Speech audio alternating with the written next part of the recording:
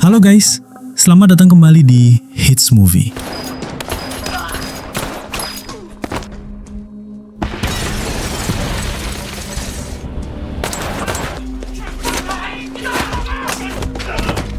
Pada kesempatan kali ini, kita akan membawakan sebuah film yang mengisahkan tentang seorang agen CIA dan tim rahasianya yang memiliki misi khusus untuk mencari lokasi bahan peledak yang berbahaya. Namun dalam misinya kali ini, mereka harus menghadapi dua agen yang sangat berbahaya dari Rusia dan Indonesia.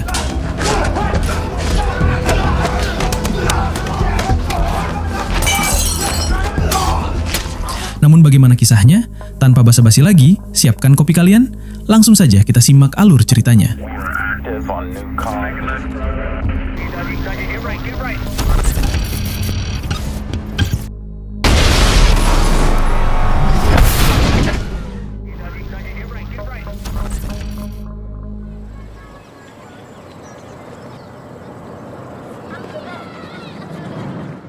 Film diawali dengan diperlihatkannya seorang wanita yang bernama Alice dan temannya yang bernama John yang sedang berada di Jalan Natal nomor 111. Ternyata mereka berdua adalah anggota tim elit yang biasa disebut dengan Overwatch. Di situ mereka berpura-pura menjadi suami istri untuk memancing si pemilik rumah nomor 111. Selain mereka berdua, ada juga rekan lainnya yang terlihat telah bersiaga dari halaman belakang. Di situ terlihat ada 3 orang agen yang mengintai dengan senapan laras panjang. Dan mereka bertiga adalah James Silva selaku pemimpin tim lapangan yang ditemani oleh Sams dan William. Copy, Mother. Go.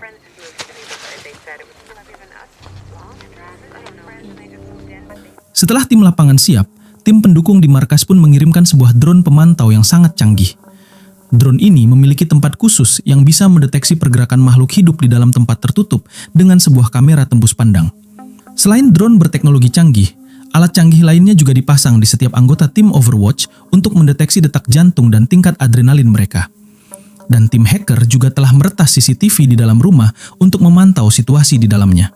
Kemudian Alice dan John berpura-pura bertengkar untuk memancing penghuni rumah sembari menekan bel di depan pintu.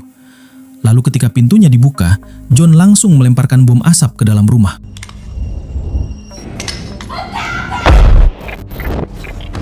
Nepal! You, here. Hands on the wall.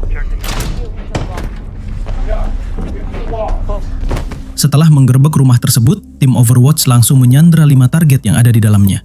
Sementara itu, Silva tetap berjaga di luar untuk menghindari ancaman yang tidak terduga. Di waktu yang sama, William bertugas untuk mengambil sebuah SSD, yaitu penyimpanan data rahasia yang tersimpan di dalam brankas.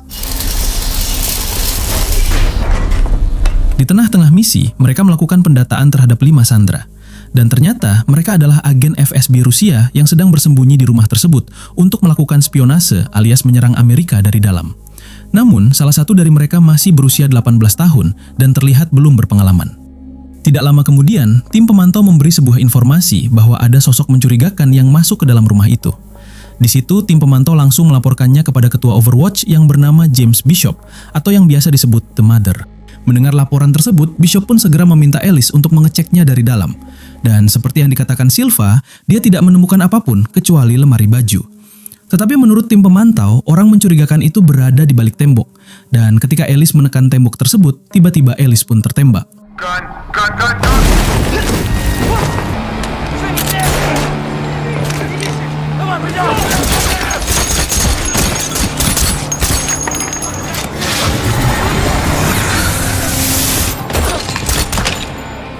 Akibat serangan musuh yang tidak terduga itu, John pun terbunuh dan situasi di dalam rumah pun menjadi kacau.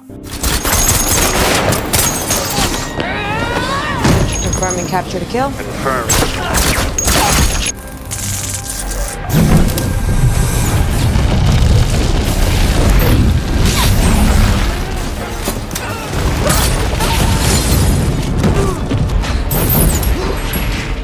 Namun ternyata agen remaja tadi masih hidup, dan sebagai anggota yang baik, dia pun meminta izin kepada Bishop untuk membunuh anak tersebut. Sebelum nyawanya melayang, remaja itu memperingatkan Silva bahwa dia telah melakukan kesalahan besar. Hanya saja perkataan itu tidak mampu mengubah keputusan Silva. Setelah misi selesai, semua anggota kembali ke rumah masing-masing.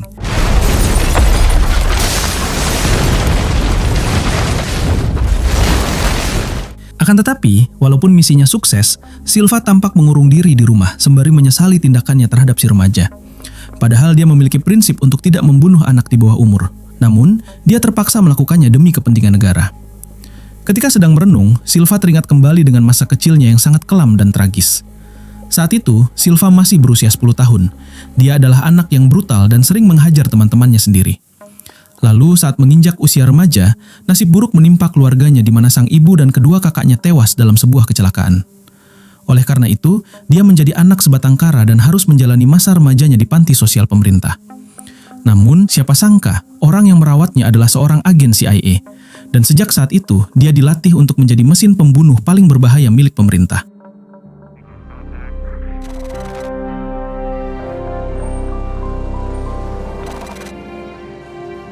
Beberapa waktu kemudian, tidak terasa 16 bulan telah berlalu. Kemudian terlihat seorang pria sekaligus mantan intel asal Indonesia yang bernama Ali Nur. Di situ dia sedang membakar foto-foto kenangannya bersama keluarga sekaligus dokumen identitasnya. Tidak tahu apa yang terjadi, tetapi yang jelas Ali menyimpan trauma setelah kematian keluarganya. Di waktu yang bersamaan juga, Silva, William, dan Sams sedang berada di Indonesia setelah melaksanakan sebuah misi. Akan tetapi, misi tersebut gagal total karena target mereka tidak ditemukan. Dan ternyata mereka sedang mencari sebuah bahan kimia bernama cesium yang digunakan untuk membuat bom. Namun berdasarkan laporan William, timnya tidak menemukan keberadaan cesium di lokasi. Di sana, mereka hanya menemukan peti-peti berisikan senjata api dan beberapa lukisan palsu. Mendengar hal itu, Silva pun marah besar hingga menjatuhkan kue ulang tahun milik Sams. Setelah mendengar penjelasan Sam dan William, kali ini dia mendatangi kantor kedutaan Amerika di Jakarta untuk meminta pertanggungjawaban dari Ellis. Karena menurutnya misi tersebut gagal, sebab Ellis yang salah memilih informan, padahal cesium adalah barang yang sangat penting. Tidak menemukan jawaban yang memuaskan, Silva pun langsung segera menemui para petinggi kedutaan untuk meminta bantuan mereka. Karena jika dia tidak segera menemukan cesiumnya, maka pihak lain bisa memanfaatkannya untuk menyerang Amerika. Apalagi bahan kimia itu memiliki daya ledak yang sangat besar. Bahkan dengan cesium seberat 2 kg saja, orang akan mampu melumpuhkan 6 kota sekaligus. Selagi Silva berbincang dengan para petinggi, Ellis menerima telepon dari mantan suaminya yang mengancam akan merebut hak asuh anak mereka karena Ellis selalu sibuk dengan pekerjaannya. Tidak terima dengan hal itu, Ellis pun langsung emosi dan hampir lepas kendali. Setelah selesai rapat dengan petinggi kedutaan, Silva lalu berusaha mengenangkan Ellis yang gelisah dan bad mood sepanjang hari. Menurutnya, Ellis membutuhkan liburan untuk menghibur diri. Tetapi bagi Ellis, yang seharusnya butuh liburan adalah Silva, karena dari tadi dia selalu marah-marah dan tidak bisa berpikir jernih. Meskipun tidak terima dengan ucapannya, Silva mengakui bahwa dia memang tidak bisa mengontrol emosinya. Di waktu yang bersamaan, terlihat ada sebuah mobil yang menerobos masuk ke depan kantor kedutaan. Dan ternyata, orang yang mengendarai mobil tersebut adalah Ali. Dia kemudian keluar dari mobil sembari mengacungkan sebuah harddisk.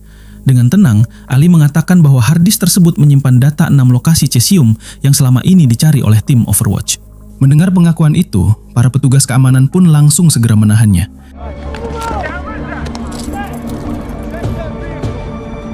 Ketika melihat wajahnya, Ellis langsung memberitahu Silva kalau Ali adalah informan kepercayaannya. Dia merupakan seorang mantan intel yang sekarang bekerja sebagai tentara bayaran alias tentara independen.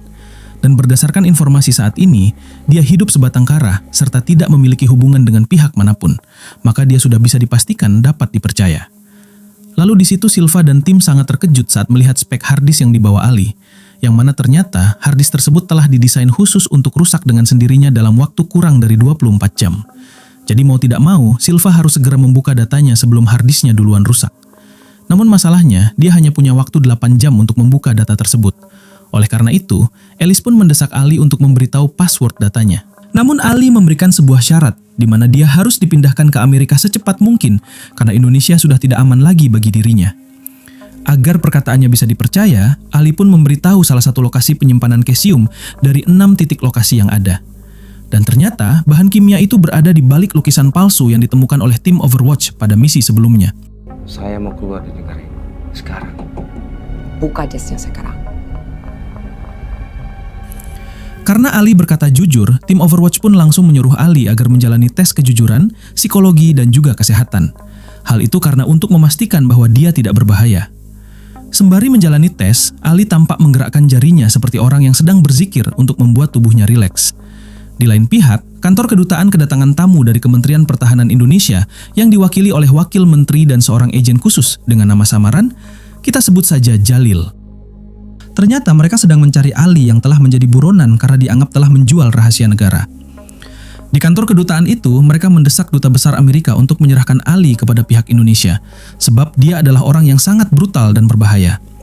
Namun, pihak Amerika juga membutuhkannya untuk membuka password data cesium, jadi mereka tidak akan melepaskan Ali sebelum membuka isi harddisknya tersebut. Di waktu yang bersamaan, Ali sedang berada di ruangan khusus untuk menjalani tes kesehatan. Di situ, tim Overwatch sengaja memborgolnya agar tidak melakukan tindakan-tindakan yang brutal. Lalu tidak lama kemudian ada seorang dokter dan perawat yang masuk ke dalam ruangan itu. Awalnya, pemeriksaan ini berjalan dengan normal. Namun di situ Ali merasakan sebuah kejanggalan, yang mana dia pernah melihat sosok dokter itu di suatu tempat. Dan benar saja, ternyata dokter itu adalah intel asal Indonesia yang sedang menyamar, dan ditugaskan untuk membunuh Ali dengan suntikan racunnya.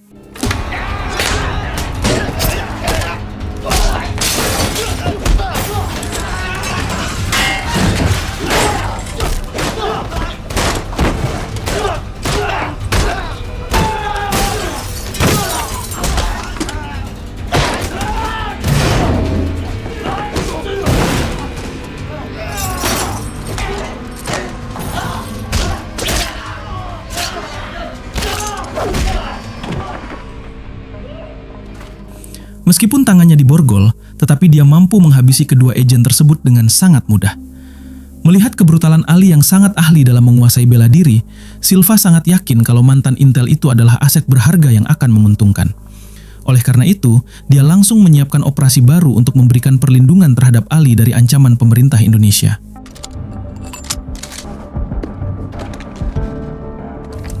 Sebelum menjalankan misinya, Bishop selaku pemimpin tim menjelaskan tentang identitas Ali Nur yang sudah berpengalaman di dunia militer dan juga intelijen.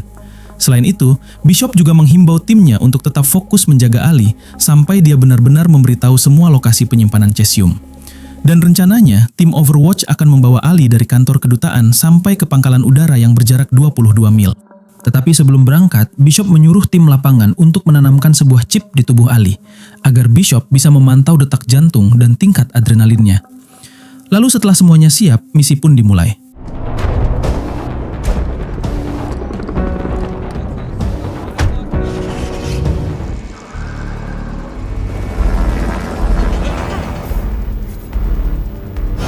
Dalam misi ini mereka hanya memiliki waktu kurang dari 7 jam untuk sampai pangkalan udara.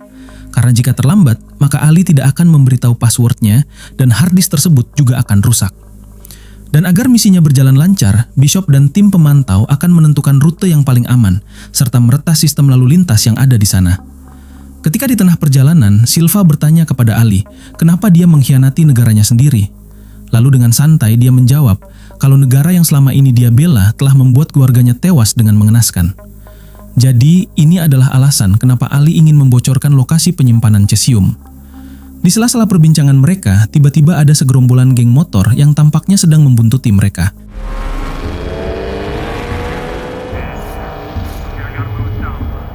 Tidak hanya itu, semua peralatan komputer yang ada di markas juga padam secara mendadak, sehingga Bishop dan tim pemantau tidak bisa berkomunikasi dengan tim lapangan.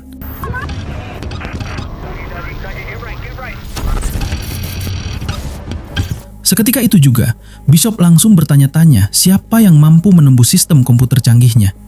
Lalu, setelah direbut ulang, tim pemantau akhirnya berhasil memulihkan akses komputer mereka dan sudah bisa berkomunikasi kembali dengan Silva dan tim. Kemudian Bishop menyuruh tim pemantau untuk mengecek kondisi tim lapangan. Melalui rekaman drone, mereka melihat geng motor itu menempelkan benda kecil di salah satu mobil tim lapangan. Dan saat akan memberitahu Silva, tiba-tiba terjadi ledakan pada mobil tersebut.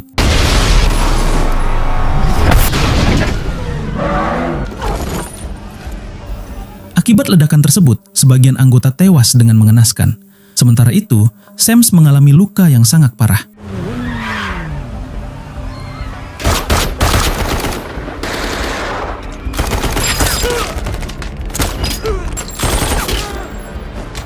Ketika yang lain baku tembak, Ali justru memilih untuk bermeditasi karena tangannya masih diborgol.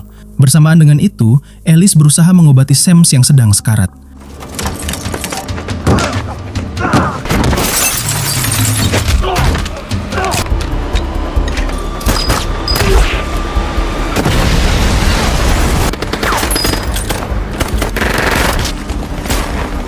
Di saat kondisi situasi yang semakin genting, Bishop menyuruh Silva dan tim agar segera pergi secepat mungkin. Dan mau tidak mau, mereka pun harus meninggalkan Sams yang tidak mungkin selamat dari kematian. Tetapi sebelum meninggalkannya, Silva memberikan 2 granat agar Sams bisa berjuang untuk negaranya hingga titik darah penghabisan.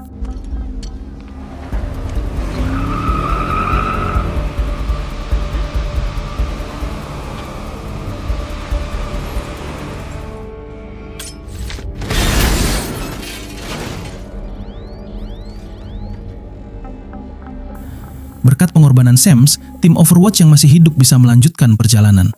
Kemudian mereka berencana menuju ke rumah aman terlebih dahulu, karena para agen Indonesia terus meneror mereka tanpa henti. Awalnya Ali menolak untuk ikut ke sana sebab waktu terus berkurang dan jika terlambat ke pangkalan udara, maka dia tidak akan bisa ke Amerika, yang artinya dia juga tidak akan memberikan password harddisknya. Tetapi setelah berdebat panjang lebar dengan Silva, dia memutuskan untuk menuruti keputusannya.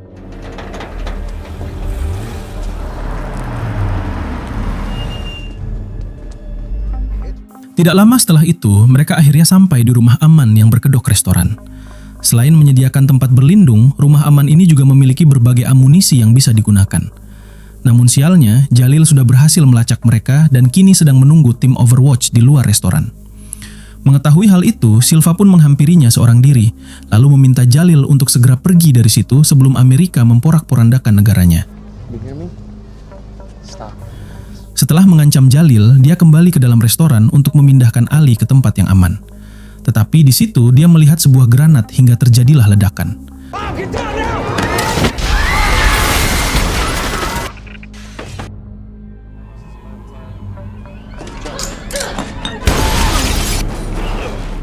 Akibat ledakan tersebut, tim Overwatch pun lagi-lagi terpojok oleh pasukan Jalil. Bahkan William mengalami luka yang sangat parah dan tidak mungkin bisa melanjutkan misinya. Melihat hal itu, Ali pun tidak bisa tinggal diam dan langsung menghajar semua orang yang menghalangi jalannya.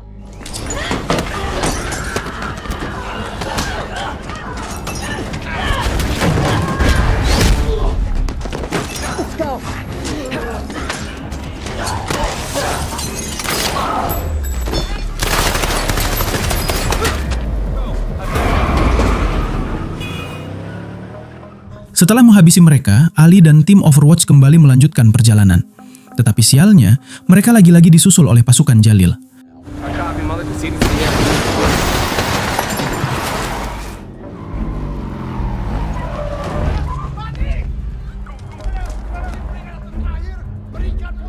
Dalam situasi yang mendesak ini, Silva pun menyuruh Alice untuk menyembunyikan Ali di dalam sebuah rumah susun. Sementara itu, William yang mengalami luka parah pun memilih untuk pasrah dan tidak mengikuti teman-temannya. Lalu dengan tenaga yang tersisa, dia memutuskan untuk menahan semua serangan musuh.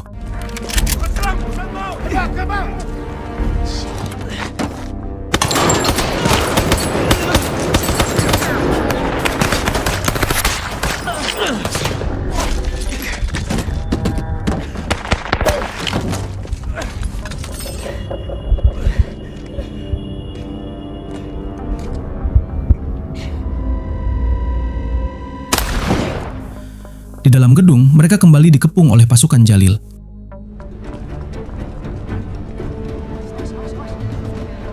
Namun saat tim Overwatch sedang berusaha keluar, Alice justru terpisah dari Ali dan Silva ketika ingin melindungi anak kecil dari serangan anak buah Jalil.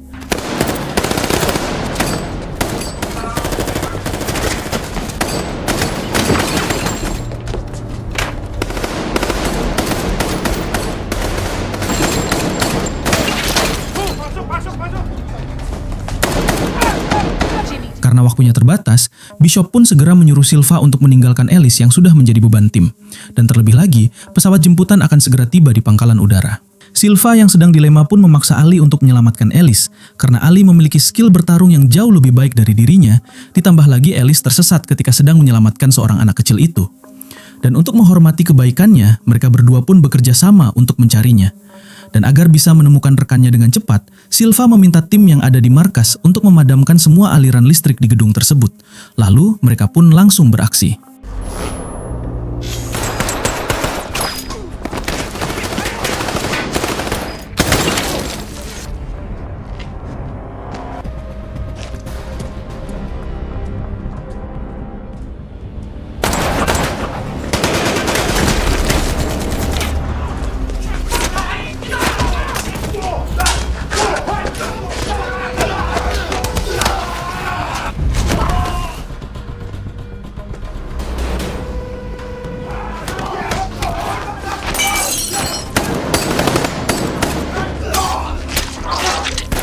Di sisi lain, kondisi Ellie semakin terdesak dan amunisinya sudah habis.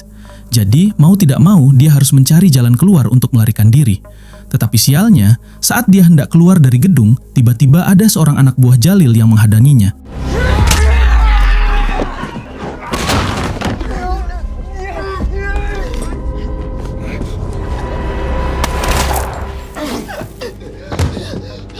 Setelah berhasil mengalahkannya, mereka bertiga kembali melanjutkan perjalanan ke pangkalan udara. Dan kali ini mereka benar-benar harus sampai di sana dalam hitungan menit. Karena pesawat penjemputan tidak punya waktu lagi. Karena jika mereka terlambat, pesawat itu akan langsung kembali ke Amerika. Namun, saat hampir sampai di pangkalan udara, mereka harus kembali berhadapan dengan Jalil. Silva yang tidak punya waktu banyak akhirnya meminta Bishop untuk menembak Jalil dengan roket. Dan tanpa pikir panjang, Bishop pun langsung mengabulkan permintaannya. Setelah melewati banyak rintangan, mereka akhirnya berhasil tiba di pangkalan tepat waktu. Namun, sebelum mengizinkan Ali naik ke pesawat, Silva memintanya untuk memberitahu password data, karena waktu yang tersisa tinggal 2 menit lagi. Dan sesuai kesepakatan, Ali pun langsung menyebutkannya. SDVO 111. 111. Berkat password tersebut, akhirnya Bishop dan tim berhasil menemukan 5 titik lokasi penyimpanan cesium. Dengan terbukanya data itu, Ali pun diperbolehkan untuk pergi ke Amerika. Namun, dia tidak akan pergi sendirian, sebab Alice juga akan pulang untuk merawat anaknya, karena dia tak mau anaknya direbut oleh mantan suaminya. Di saat pesawat hendak lepas landas, Ellie berpesan kepada Silva untuk menyampaikan salamnya kepada orang yang bernama The Mother, yang tidak lain adalah Bishop. Akan tetapi, Silva tidak bisa mendengarnya karena suara pesawat yang sangat bising. Oh hey, say hello with your mother for me. What? Say hello to who? What the fuck did you say? Di sisi lain, tim IT Overwatch menemukan sebuah keanehan di layar komputer mereka, yang mana di situ mereka melihat detak jantung dan tingkat adrenalin milik Ellie meningkat secara drastis. Selain itu, sistem IT mereka juga berhasil dikendalikan oleh pihak lain yang bertuliskan kode-kode dalam bahasa Rusia. Jadi selama ini yang mereka lawan bukanlah Indonesia saja, tetapi Badan Intelijen Rusia.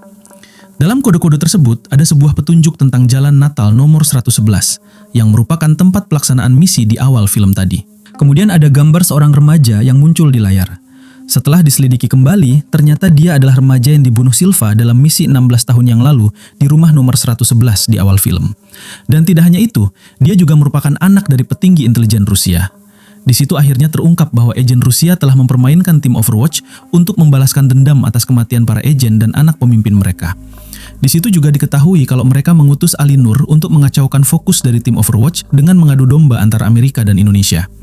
Karena setelah ditelusuri rekam jejaknya, Ali adalah anak yatim piatu yang pernah dididik oleh FSB Rusia sejak kecil, lalu dilepaskan untuk menjadi agen rangkap 3, Rusia, Indonesia, dan menjadi informan untuk Alice.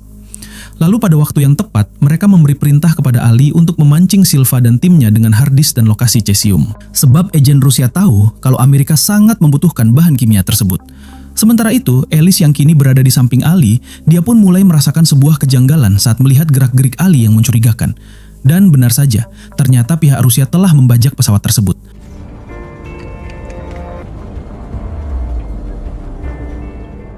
Lalu dalam hitungan detik, kekacauan pun kembali terjadi.